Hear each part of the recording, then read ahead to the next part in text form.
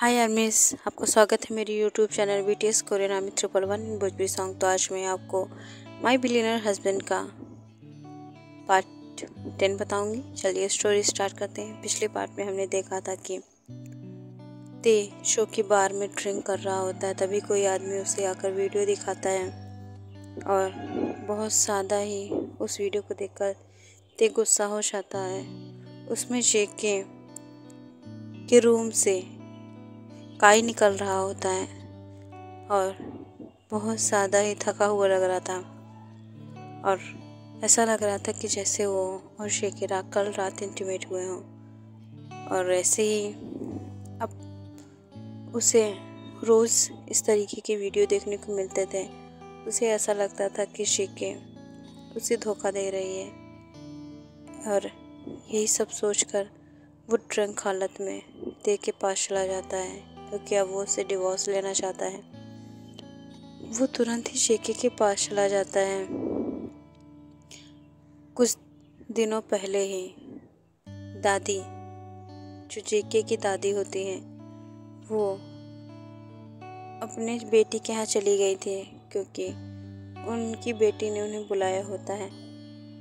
उनकी बेटी के कुछ प्रॉब्लम थी जिस वजह से वो गई होती हैं और वहाँ से एक हफ्ते बाद वो वापस आने वाली होती हैं, लेकिन उनका छोटा सा एक्सीडेंट होता है जिस वजह से वो नहीं आ पाती हैं। और यहाँ पर ते और शेके के बीच में इतनी सारी मिसअंडरस्टैंडिंग हो गई थी कि अब ते से संभाला नहीं जा रहा था। ते जो कि बहुत ज़्यादा ही गुस्से में होता है और जेके के पास जाता है। जेके जो कि उसे देखकर बहुत ज़्यादा खुश हो जाती है और उसे हक करना चाहती है, लेकिन ते उसे कहता है कि आखिर क्यों कर रही हो तुम मेरे साथ ऐसा? क्यों उस काई के साथ तुम एक कमरे में थी? बोलो। जेके को कुछ समझ ही नहीं आ रहा था वो हो क्या रहा है। जेके उसे समझाने की कोशिश करती है कि मैंने तो ऐसा कुछ भी नहीं किया है, तो तुम मुझ पे ऐसा शक क्यों कर रहे हो? और मैं प्रेग्नेंट हूँ। तो फिर ते कहता है कि मुझे पता है ये बच्चा किसका है।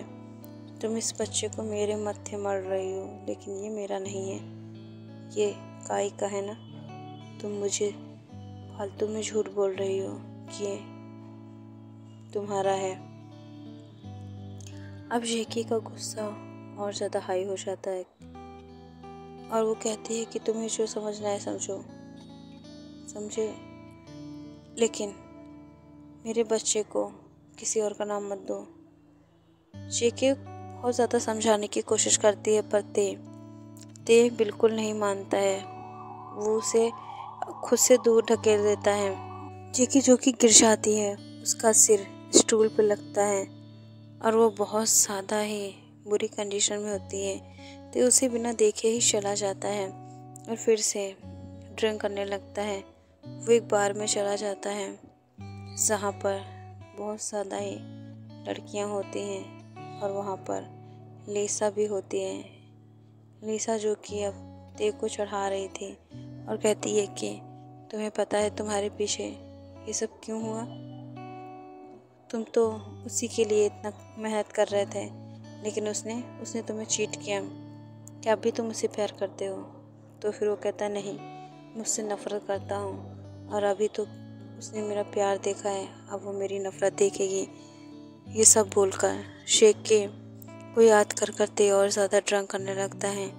यहाँ पर बहुत ज़्यादा ही तबीयत ख़राब हो जाती है शेके के और ते का एक असिस्टेंट होता है जिसका नाम होता है हॉबी।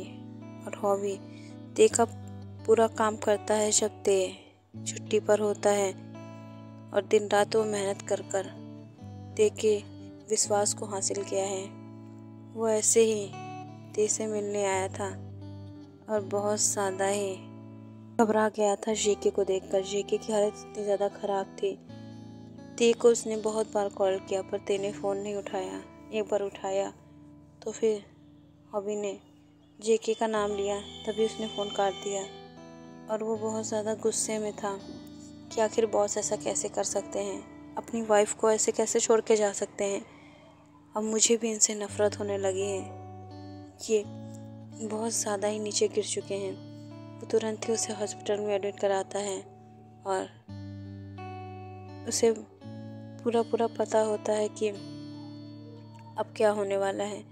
तभी हॉस्पिटल से नर्स आती है, कहती है कि हम उन्हें तो बचा पाए हैं लेकिन उनके बेबी को नहीं। अब तो हॉबी की शान और सादा ही अटक जाती हैं कि बॉस ने अपने ही बच्चे को शान से मार दिया और बहुत ज़्यादा ही बुरी कंडीशन में होती हैं। अब दादी भी आ चुकी होती हैं 1 हफ्ते बाद। ते भी अब दिखाने के लिए घर पर आने लगा था और जेके जो कि बिल्कुल सादा ही टूट चुकी थी, अब वो बिल्कुल भी ते से बात नहीं करती है। उससे दूर रहने में ही वो भलाई समझती है। जेके का दूर रहना ते को और ज़्यादा खटकता है और वो समझता है कि इसे सच में काई में इंटरेस्ट है।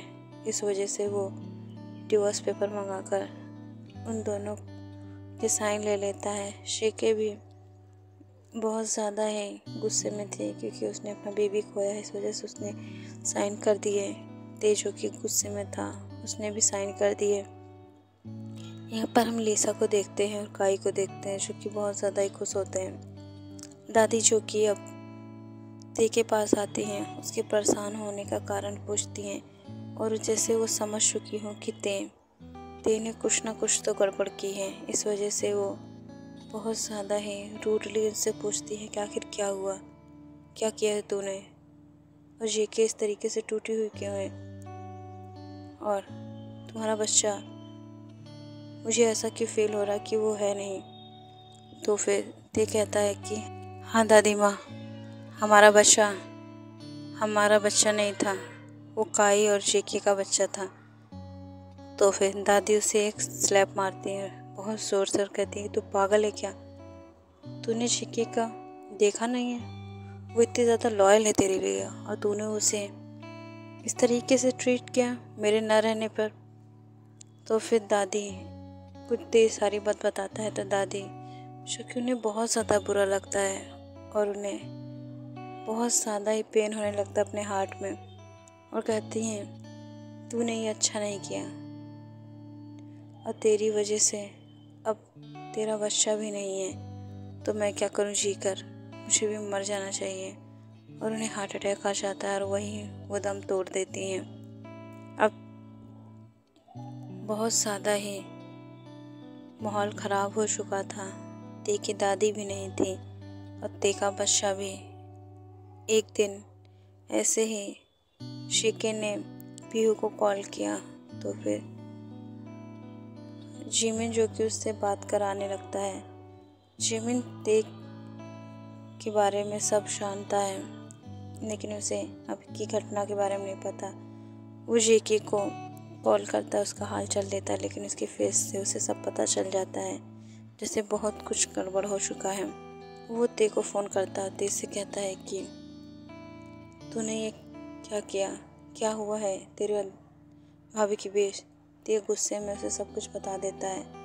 तो फिर अब तो जिमिन का भी पारा हाई हो जाता है और कहता है कि तूने जो किया है उसकी वजह से अब मेरी तेरी दोस्ती भी ख़त्म।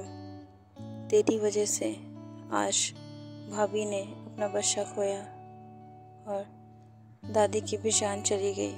अब तो मैं भी तुझे माफ़ नहीं करूँगा, तू अब अकेले ही रहेगा। तुझे न तेरा दोस्त मिलेगा और ना ही तेरा प्यार और ना तेरा बच्चा। जेके बहुत ज़्यादा ही रो रही होती अपने रूम में, उसकी हालत बहुत ज़्यादा ख़राब हो चुकी थी।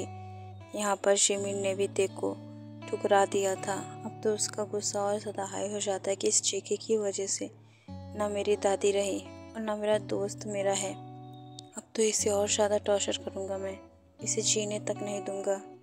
और बहुत शौक़ है ना इसे काई के साथ रहने में, तो अब मैं इसे उसी के पास भेजूँगा, लेकिन इसे बहुत बुरी तरीके से टॉर्चर करूँगा। ये सब सोचकर ते बहुत ज़्यादा इविली स्माइल दे रहा था।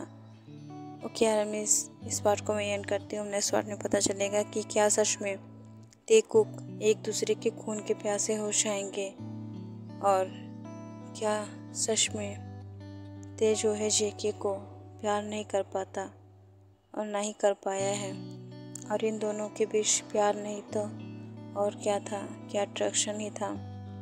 ये सब तो हमें नेक्स्ट पार्ट में पता चलेगा और ये स्टोरी आगे जाकर बहुत ज़्यादा ही अच्छी होगी। अब हम लोगों को इसके नेक्स्ट पार्ट का इंतज़ार करना है। Okay armies, bye, सरांगे।